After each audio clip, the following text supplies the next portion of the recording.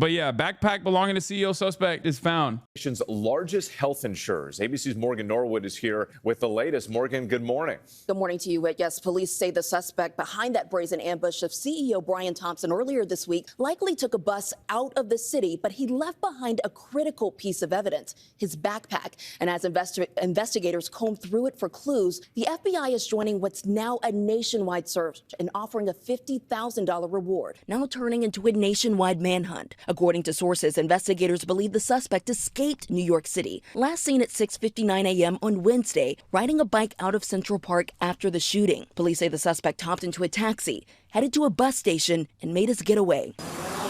Friday, NYPD officers combing Central Park doing a... It's literally everything that I've talked about, like for years, all of it coming together. You have the understandable resentment and anger that massive swaths of the American population feel towards healthcare and towards executives in general that are involved in healthcare. Like the resentment that they feel is palpable. That's number one. So the reception of this story has been genuinely different than the way that the media is covering it. Number two, police incompetence. Something that I talk about all the time is police incompetence. The very fact that this multiple billion-dollar, one of the largest standing militaries on the planet force, the NYPD, is so woefully incompetent.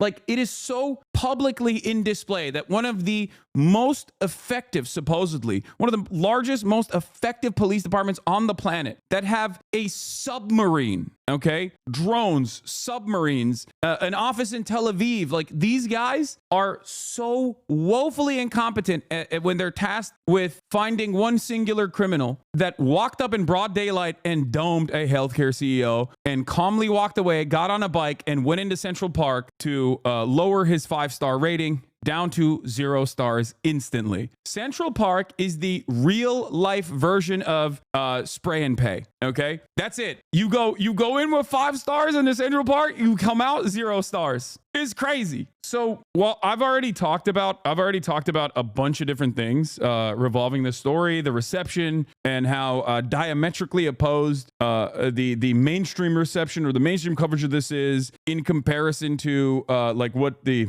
average moms and dads in the Midwest, like how they feel about it. And it's very interesting. It took him 3 days to find the backpack that he dropped. Okay, I mean, from what I understand, this is like something that people really love this backpack. Okay, the backpack is, oh my god, the combination in size color is unavailable. Wait, the 30-liter gray is unavailable. It's sold out. It's sold out. The 30-liter everyday backpack from Peak Design is sold out. Wow, that's guerrilla marketing right there, folks.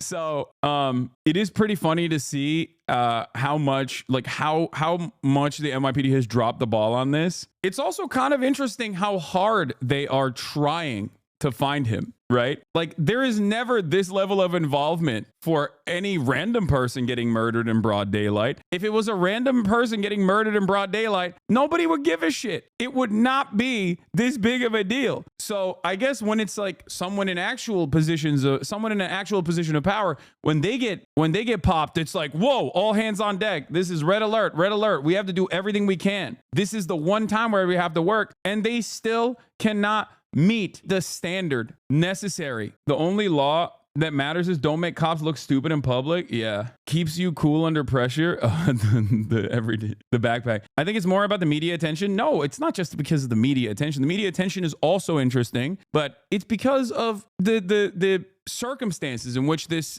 act unfolded. It is also kind of wild that it took him, like I said, 3 days to find the backpack that he just dropped. Grid search by drone and on foot, eventually leading them to the suspect's backpack.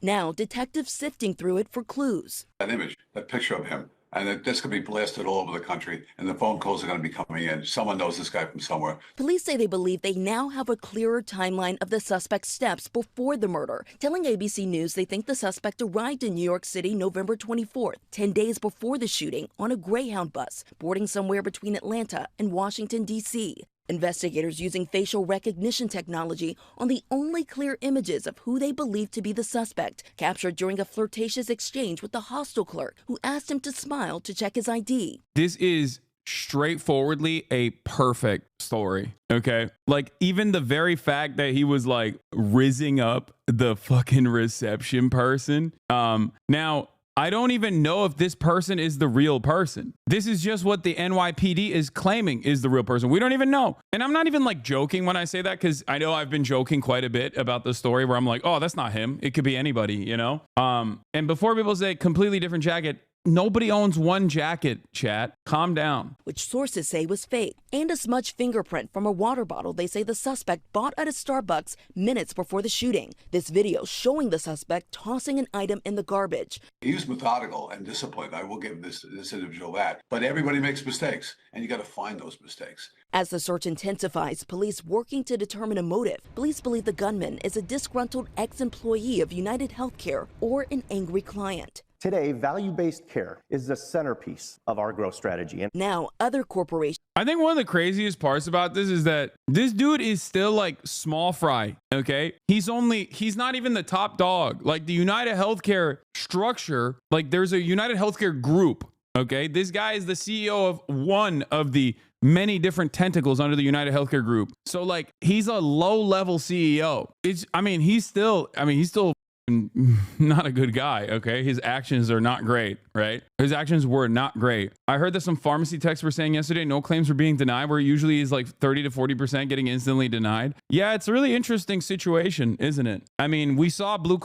Cross Blue Shield Anthem reverse their decision like overnight to no longer offer coverage to anesthesia over a certain period of time. If you're taking anesthesia for a longer than a predetermined time frame, like, they will not cover it anymore. They said that they weren't going to do that, and then they very quickly reversed that decision. I wonder what happened.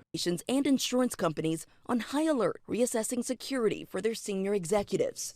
And investigators are looking into the possibility that the gunman used what's known as a veterinary gun, typically used on farms and ranches. But now that the suspect may have skipped town, they're really leaning on the public for help. You know, those photos that we've shown are the clearest ones yet, and they are hoping someone out there can recognize him with. And Morgan, other companies are now taking notice and taking. He was the CEO of United Healthcare, which is the insurance division that makes up 3/4 of the UHG's revenue. Action when it comes to security now. Yeah, this has really shaken up corporate America. We have several companies, insurance companies alike, scrubbing bios of their top executives from their website. Just this morning, we're learning that Centene, it's another major insurer, announced that it's not going to do its in-person investors meeting here in New York City. Instead, they're going to move it virtually. All of this to protect their employees and executives. So again, we've got heightened alert, not just in corporate America, but among these insurance guys. This ripple effect across the country. Yeah, a time frame that doctors don't determine either. The insurance would determine it. But that's just how it is in America. That's my point. That's what's so frustrating about it. And not only that, but also they used AI. United Healthcare started using AI to deny claims, and it skyrocketed the number of denials that they were engaging in. So I think this is unique. I think that's the reason why a lot of people are looking at the media coverage over it and going, I don't feel this way. One thing that's been quite interesting is seeing conservatives also exhibiting the same anger that you normally would hear from leftists online, right? Like, this act of violence, okay, in and of itself is ripping through the social fabric, right? Because this is vigilante justice, all right? And that's in almost every single circumstance. I wouldn't say unacceptable in every single circumstance, but like, that is something that should not exist in a healthy society. But we are not living in a healthy society. And it's kind of crazy because, like, this is unique for the conservatives. And the reason why it's unique for the conservatives is because conservatives love vigilante justice. Their own version of vigilante justice is oftentimes directed at those without any power whatsoever. Normally, you don't hear this kind of sentiment being expressed by conservatives, except as right-wingers try to polarize the subject and hit it from the angles that they're used to try to get their fan base to agree with them. I work in a factory in a deep red state. My coworkers all voted for Trump and wears merch. They were laughing at this incident. It's not just the left. Ben, you're a millionaire. You're on a true blue collar conservative. You're a rich guy that tries to appeal to working class Republicans. You don't understand what poor people go through. Why do you pick on the left? This is bipartisan. You're out of touch. Ben, this issue is like a 99% versus the 1%. Your audience is more likely working class conservatives. We get denied health insurance claims and get screwed because we aren't rich like you. Remind me when you said we don't need to retire at 60 65. I'm glad the comments are giving Ben a reality check. Ben Shapiro is the CEO of his own company, so it makes sense he might see a little of himself as the victim. It ain't just the left. Ben tried to do this as a shocking targeted attack, and the left celebrates. As an independent content creator on the right, obviously, his job is to get people in his audience to say, of course, the norms, the civility. I don't believe in the death penalty. Ben Shapiro does. I don't. I don't believe in capital punishment. My solutions are, in my opinion, a lot better than whatever the fuck these guys are saying. I personally am a firm and committed believer in universal healthcare. If we had universal healthcare, this kind of resentment would not exist. It's the same principle behind Me Too. Me Too movement was a movement that absolutely swung in the direction of justice, vigilante justice, because the institutions were not doing anything about mass harassment, sexual assaults in the workplace, right? And then as vigilante movements, as is the case with most vigilante movements, it went far. It went too far, and then the pendulum swung back. Right? And it's really interesting that Ben, Tim Pool, Matt Walsh have all tried. They are trying to spin it as hard as they can. But their own base was like, no. And all this does is make them look like they are out of touch charlatans that are directly trying to make divisive commentary on this matter.